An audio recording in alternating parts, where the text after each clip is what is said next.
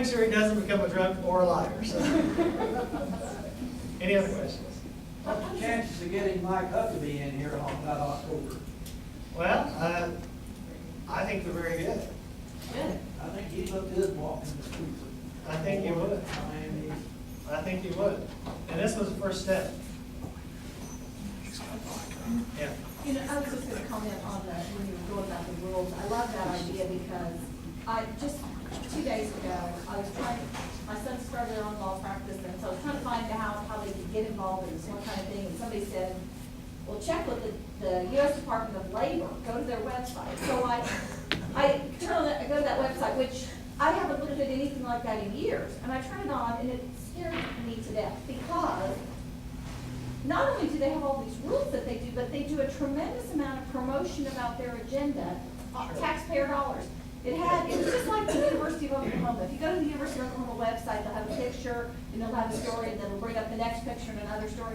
Their pictures on the Department of Labor website were first all about how if you are an independent contractor, you're probably being cheated by your employer.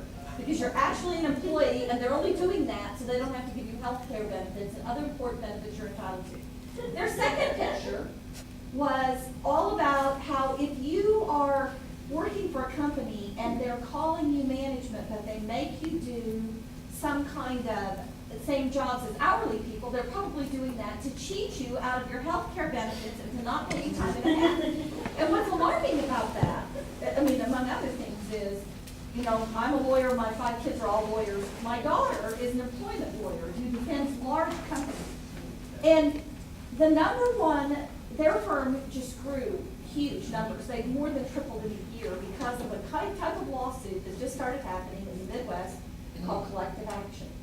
And collective actions are some really liberal type of legislation where you can sue an employer for hiring people, giving them management experience, and calling them managers. But if they also do any other kind of work, you're subject to the Department of Labor coming in, this lawsuit being filed in federal district court. It's a huge cost. Right. And where we're seeing it is in big companies, they just aren't hiring as many people. Because a lot of what they have to have attorneys on retainer. Exactly. I mean, my daughter made $500 an hour to be on retainer to make sure that they weren't somehow crossing over that line. It's an unbelievable expense, and it's being promoted with our tax dollars on the internet. Well, something the Department of Labor, if you're a farmer or rancher, you probably have heard about this. I mean, they are dictating how that your young kids, sorry Deans, your kids can't work with goats or anything anymore. You can't. You're not supposed to be able to work with animals. You weren't supposed to be able to climb over 6 feet. You couldn't drive equipment. I mean, these are labor rules that have been are trying to be passed down through agencies that no one votes on, that are going to cripple farmers and ranchers. We've got a guy down south, and a friend of ours who has a ranch, and he employs all these young people in the summertime, you know, to work his cows and cut his hay, because they need the extra money. It's a ministry for him. He's a pastor, but he can't do that because of these rules that are being passed down. I know a banker they had to hire three more individuals who just are dealing with compliance over all the new banking regulations that are going in.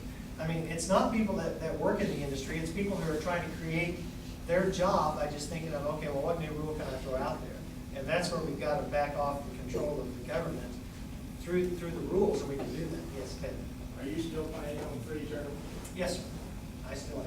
You know, the last time this happened, in this district, it cost us 12 years to do that. Well, I think the district is changing.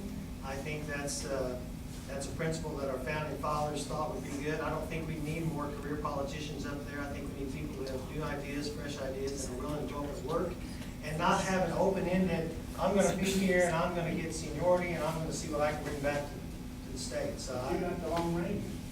well, I think Dr. Coburn was pretty effective in his 3 terms. I'm not saying I'm Dr. Coburn. It cost us 12 years to do that. Say 3 terms. And I think Well, there's just- one that always comes back to vote, it's the voters' fault. Yeah, that's not voters, that's not voters' fault, that's the voters' fault. Yes. So where does the person that amendment standing in the city cops right now? Well, It's all shouted about it's that. still being shouted down as I left at 4:30. Unfortunately, as everyone understands the personhood bill, I'm sure everyone's been hearing about it. Last year, we had a personhood bill we passed out of the House that stalled in the Senate. The Senate wouldn't hear it. A certain senator wouldn't hear it. Well, lo and behold, this year, that certain senator who's up for re-election thought he had authored the same bill. So when that bill came over, there were several groups. Unfortunately, once it passed the Senate, in our caucus, there's 69 members of the caucus. And if you're familiar with how that works, often we'll take a whip count where they'll ask individuals privately, will they support bringing a measure? Well, you know how it is. If you'll support bringing a measure out to the floor, well, it failed, I think by 10 votes the first time, is what I've heard, bringing it forward. And lots of concerned citizens made phone calls to the Capitol. Groups that were pro-life applied a little pressure, which everybody who is a citizen can be a lobbyist. They applied some pressure, and we had another vote, kind of forced another vote, and it failed again by less than 10. So the decision was made by leadership to not bring the personhood bill forward, and instead they ran a resolution, a House resolution, that had the basic same personhood language in it. So we passed a resolution, but we did not pass a bill, so it's not codified, so it's not going to be in law. Basically, it defined life begins at conception. Unfortunately, what's going to happen is that there's going to be an initiative petition that's going to be spread out this summer, more than likely, to put that on the ballot.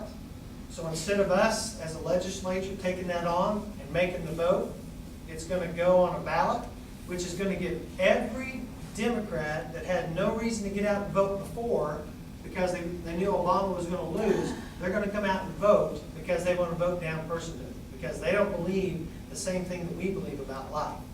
So unfortunately, we chose not to take the high road. We chose not to take the tough vote. Like I said, I lost three folks today because of my stand on that. I don't know if you saw the Tulsa World and the Daily Oklahoma, and I was in the press conference on the front page standing up for life. So unfortunately, that didn't go anywhere. Can they get that on the ballot by November?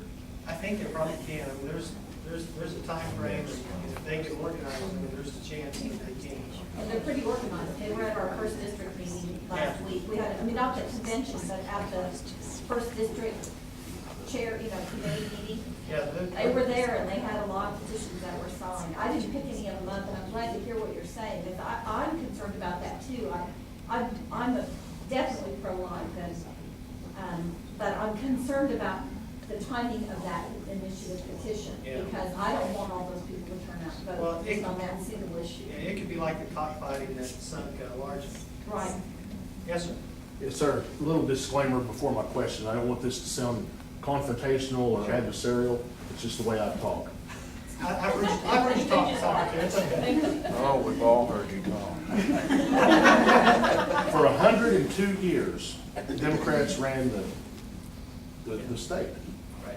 The first time in history, we've had both sides of the legislature and the governor's mansion. And earlier you mentioned the Constitution.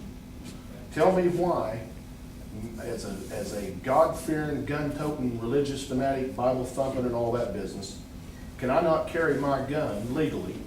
They said they would do it. They didn't get it done. Why? Well, actually, I don't know that that's a done deal. Unfortunately, I missed a couple of votes. There were a couple of gun bills on the floor today. And I'm sorry that I don't know what happened with them, but there is an open carry bill out there still alive. It will go to conference, more than likely. And from what I gather, what most likely will happen, if you're a concealed carry permit holder, you would be able to open carry.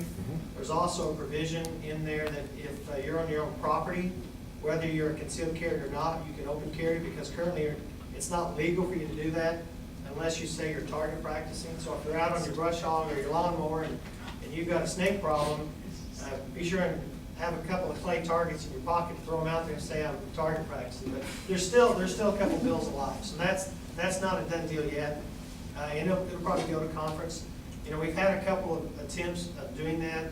Some of, you know, I can understand some of the arguments. I've always supported open carry and always will, because I think it is our right to be able to do that and defend our property. So it's not a done deal this year, so just keep watching it. You mentioned, follow-up, you mentioned the Constitution. Yes, sir.